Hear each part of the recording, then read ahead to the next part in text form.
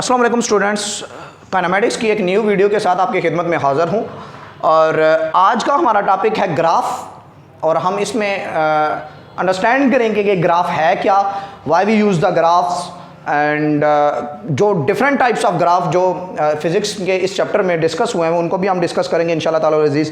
सो पहली बात कि हम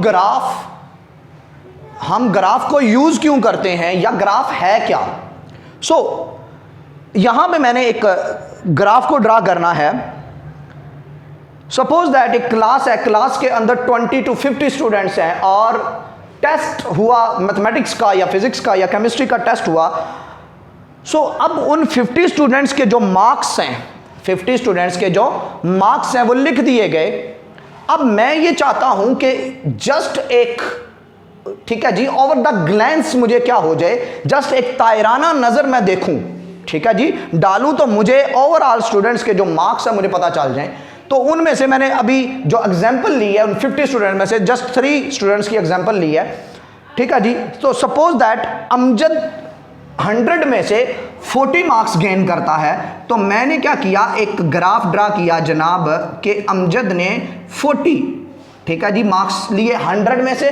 असलम ने 60 मार्क्स लिए, तो मैंने 60 मार्क्स के लिए लगा दी लाइन, और असफर ने 80 मार्क्स लिए 100 में से, ठीक है जी, 100 में से 80 मार्क्स लिए।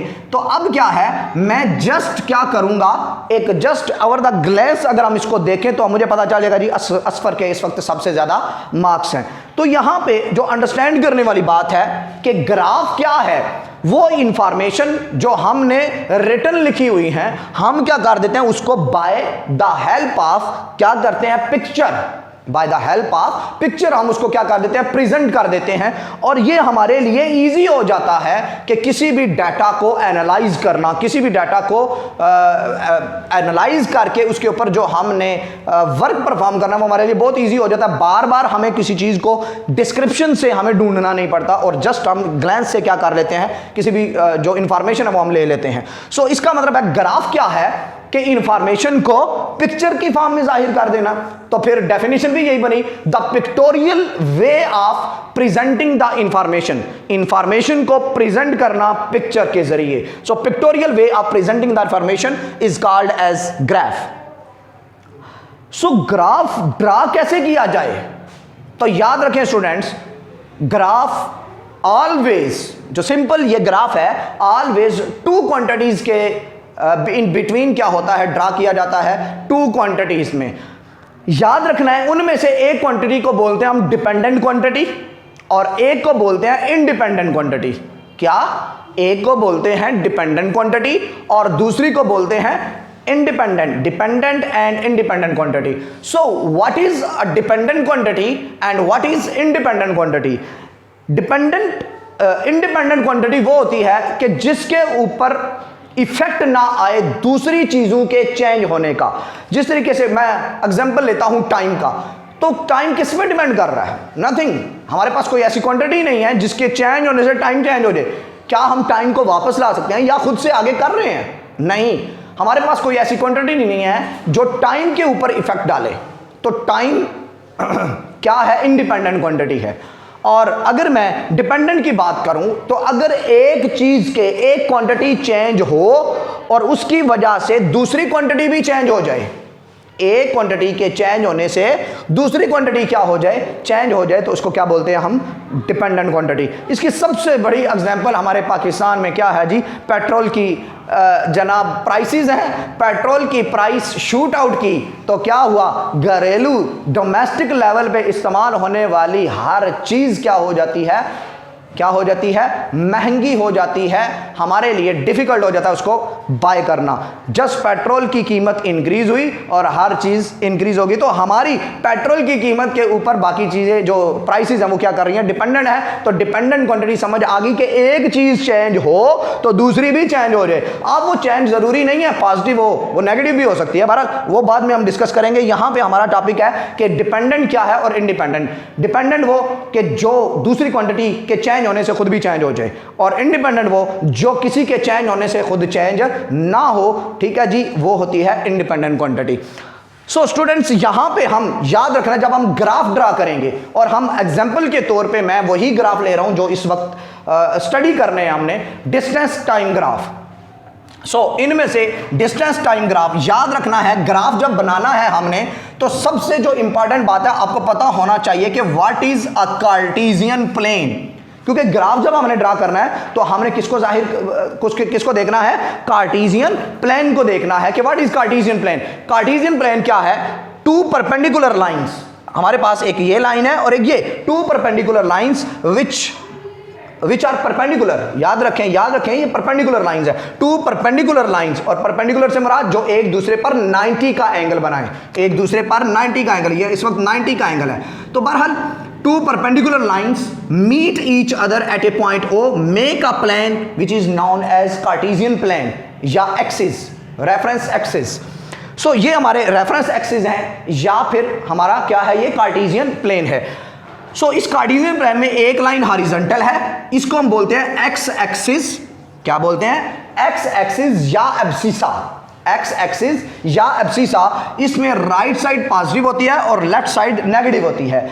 और एक होती है vertical line, horizontal line, vertical line, इसका अपर पार्ट पॉजिटिव होता है और इसको हम y से रिप्रेजेंट करते हैं, और यहां पे नेगेटिव y डाउनवर्ड। अब ये जो प्लेन बनी है, इस प्लेन को हम क्या कहते हैं, इस प्लेन को हम कार्टेशियन प्लेन कहते हैं। बहरहाल स्टूडेंट्स, हम इस प्लेन में से सिर्फ और सिर्फ इस प्लेन के 4 पार्ट्स हैं, क्वाड्रेंट इनको कहते हैं, first quadrant, second, third and fourth. हम इस वक्त जस्ट और जस्ट 2 क्वाड्रेंट्स लेंगे, ठीक है जी, सॉरी 1 क्वाड्रेंट लेंगे, और हम इसको ड्रा यूं करेंगे जी, y axis and this is x axis, और हम डिस्टेंस टाइम ग्राफ ड्रा करने जा रहे हैं। तो डिस्टेंस टाइम ग्राफ, अब हमने जो सबसे पहली बात देखनी है कि डिस्टेंस और टाइम के अंदर डिपेंडेंट कौन है और इंडिपेंडेंट कौन है, डिपेंडेंट कौन है और इंडिपेंडेंट कौन है। सो इस वक्त डिस्टेंस टाइम ग्राफ के अंदर हमने देखा जी, टाइम, क्योंकि हमने स्टार्ट में भी बोला था टाइम किसी पर डिपेंड नहीं कर रहा, तो time is a independent quantity. तो याद रखना है जो इंडिपेंडेंट क्वांटिटी होती है उसको हम एब्सिसा यानी कि एक्स एक्सिस के अलांग लेते हैं, और जो y एक्सिस के अलांग होती है वो कौन सी होती है जी, डिपेंडेंट क्वांटिटी। और यहां पे डिस्टेंस इस वक्त डिपेंडेंट है, तो मैंने डिस्टेंस को किस में ले लिया, डिस्टेंस को मैंने y एक्सिस या ऑर्डिनेट के अलांग लिया। और जहां पे ये दोनों लाइंस आपस में मीट कर रही हैं, इस पॉइंट को हम ओरिजिन का नाम देते हैं, ओरिजिन, ओरिजिन, ओरिजिन, याद रखना है जी। टाइम,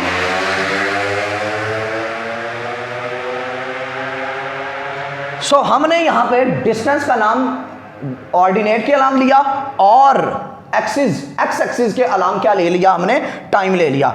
सो अब यहां पे जहां पे ये दोनों लाइंस आपस में मिल रही हैं उसको हमने क्या नाम दिया, ओ यानी कि ओरिजिन का नाम दिया।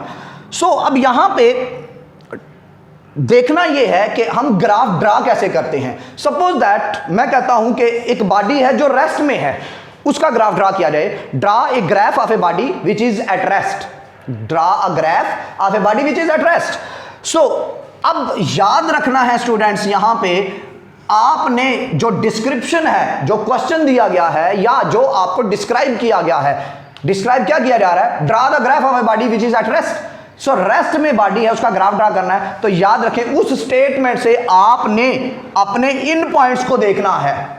स्टेटमेंट में है जी रेस्ट, मुझे ये बता दें कि रेस्ट में क्या कोई बॉडी डिस्टेंस कवर करता है।